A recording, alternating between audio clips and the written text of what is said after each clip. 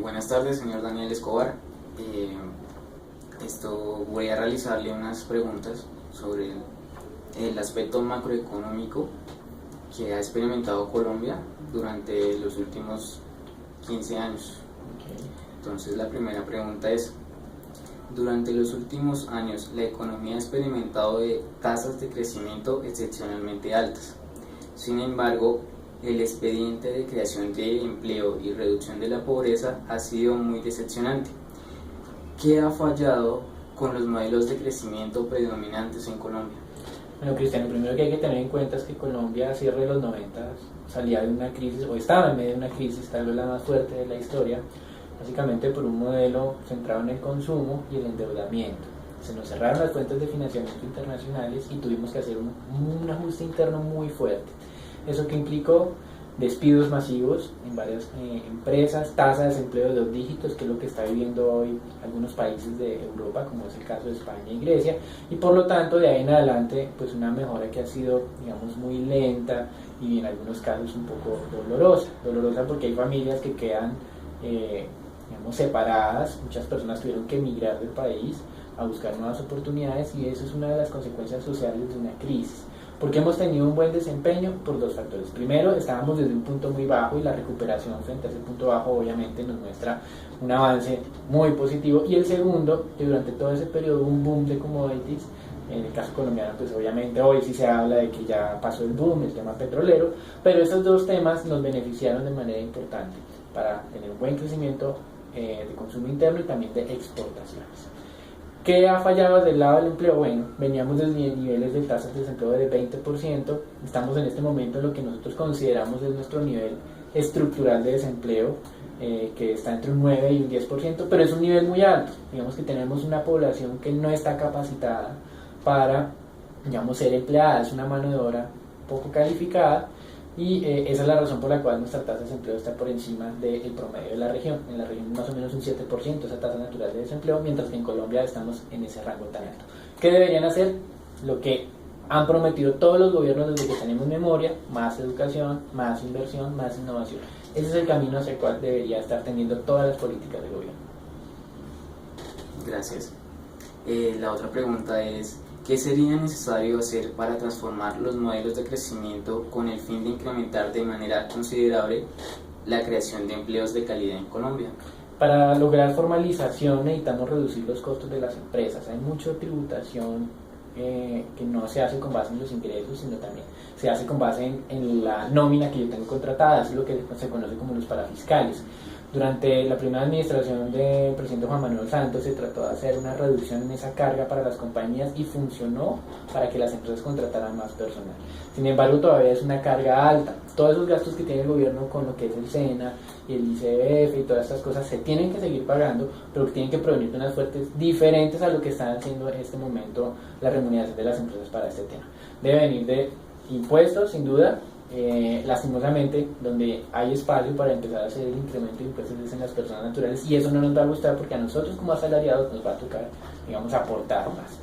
Ese es uno de los temas donde yo veo que se puede mejorar la formalización. Sin embargo, desde el punto de vista político es muy difícil defender la idea de reducir los impuestos a las empresas a través de parafiscales y aumentárselos a las personas naturales. Lo segundo tiene que ver con lo que les comenté en la primera pregunta, que es con los niveles de educación en Colombia. Tienen que, así como una política muy sencilla de seguimiento para reducir la inflación con unas metas claras, tiene que haber metas claras en el tema de educación para mejorar los niveles de calidad de la misma. No estamos hablando tanto de la cobertura, porque en teoría casi que Colombia tiene cobertura universal de la educación, o por lo menos eso dicen las cifras, tal vez la realidad no es así, pero tiene que haber en el tema de calidad un impulso importante, probablemente dándole más incentivos a los educadores que son buenos para que ganen más ingresos y de esa manera potencien la capacidad que tienen todos los niños de aprender. Gracias.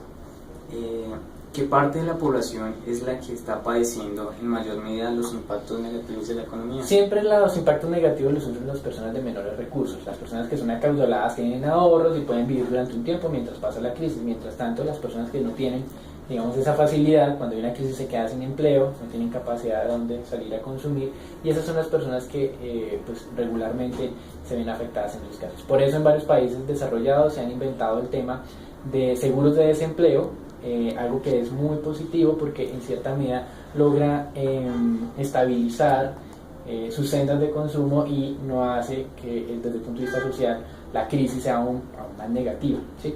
Pero digamos que eso es lo que uno concluye: siempre las crisis afectan a las personas de bajos ingresos y debe haber algunos mecanismos de estabilización automática, como lo llaman en Europa, para tratar de mitigar esos efectos, por lo menos de manera temporal y mientras las personas logran encontrar un nuevo trabajo. ¿Cuáles son las principales recomendaciones de política económica en Colombia para enfrentar la recesión o una posible crisis? Bueno, históricamente uno siempre le dicen que en las recesiones hay que incrementar el gasto, pero no es un incremento de gasto por sí solo. Las personas han malentendido lo que decía Keynes, que era que salir a gastar para tapar un hueco, abrir otro hueco, y con esa forma se dinamizaba la economía. Lo que decía Keynes de verdad es que cuando veían que el gobierno estaba incrementando los niveles de gasto, eso generaba confianza en el sector privado, y de esa manera el sector privado, digamos, sí jalonaba la economía. Entonces Keynes hablaba más de un tema de confianza más que de gasto público. Sin embargo, en el imaginario de las personas todos dicen que Keynes lo que decía era incrementar el gasto público, porque sí, eso no es cierto. Entonces, una de las herramientas que hay es incrementar el gasto público, pero muy bien focalizado, y para eso digamos que tenemos una importante debilidad en Colombia con el tema de veedurías, porque los recursos públicos, como decían Tanas Morphy, son sagrados y hay que saber dónde están siendo destinados y qué rentabilidad están obteniendo, tanto desde el punto de vista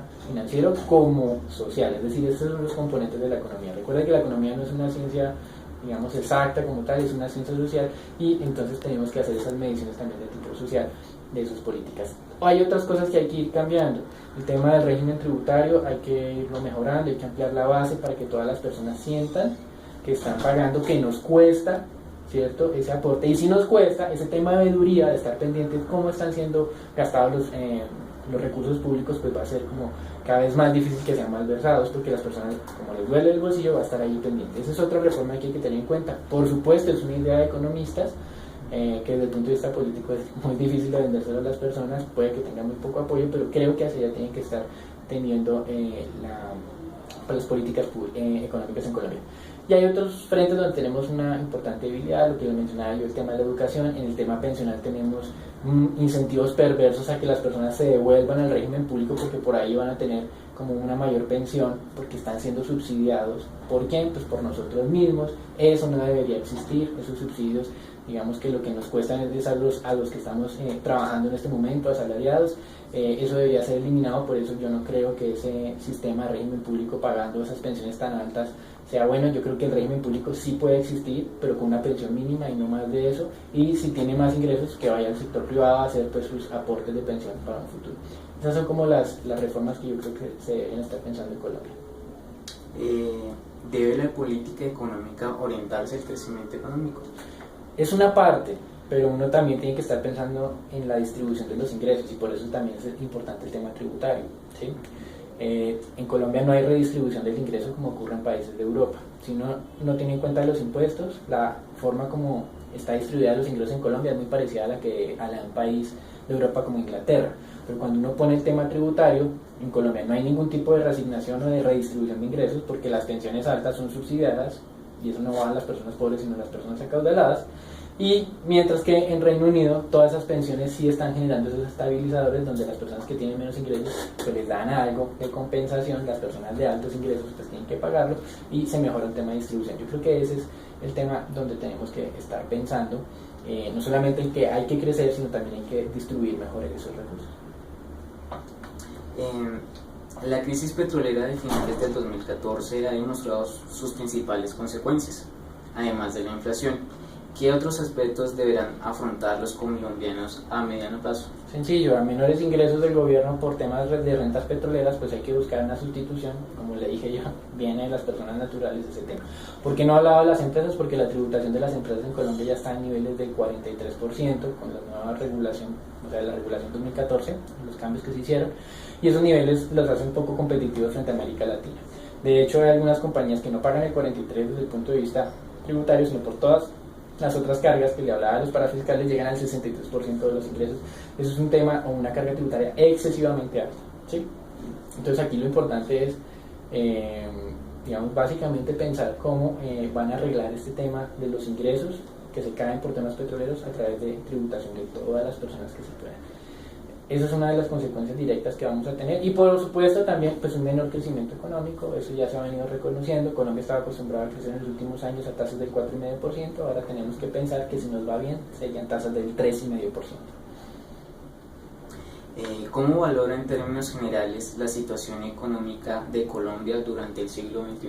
Ha sido más que aceptable, pues hemos logrado reducir la tasa de desempleo a niveles del 20% a 10%, sin embargo tenemos todavía muchas metas que alcanzar, como le decía, la mejora de la educación, la reducción de la tasa natural de desempleo en Colombia, la mejora de la distribución del recaudo tributario en nuestro país, mejorar la competitividad de las compañías. O sea, tenemos muchas tareas, digamos, creemos que hacia futuro no vemos un panorama tan negro, tan oscuro, pero hay muchos retos que estar, digamos, venciendo o alcanzando. ¿Cuál será, a su parecer, el desempeño macroeconómico que registrará el país en los próximos años? Probablemente este 2016 tengamos un crecimiento cercano al 2%, 2,5%. El próximo año puede que haya algo de recuperación, y a largo plazo, como le mencionaba, nuestro crecimiento potencial, si no pasa nada, si no tenemos acuerdo de paz, si no hay vías 4G, debe estar alrededor del 3,5%. Las otras cosas pueden volver a acelerar ese crecimiento nuevamente, pero hay que esperar a que se vayan confirmando. La firma del acuerdo con la paz no me va a generar un efecto inmediato, sino es un efecto de mediano y largo plazo, con la atracción de nuevos inversionistas internacionales a sectores que tenemos potencial, como el tema agrícola. Eso puede dar algo de impulso adicional, más pues los otros temas de infraestructura que impulsarían el PIB, de acuerdo a los que conocen, entre un 1 y 1,5% entre los dos temas, paz más infraestructura. Bueno, señor Daniel, gracias por las preguntas. Con mucho gusto, Cristian. Bienvenido siempre acá a Global Securities. Gracias.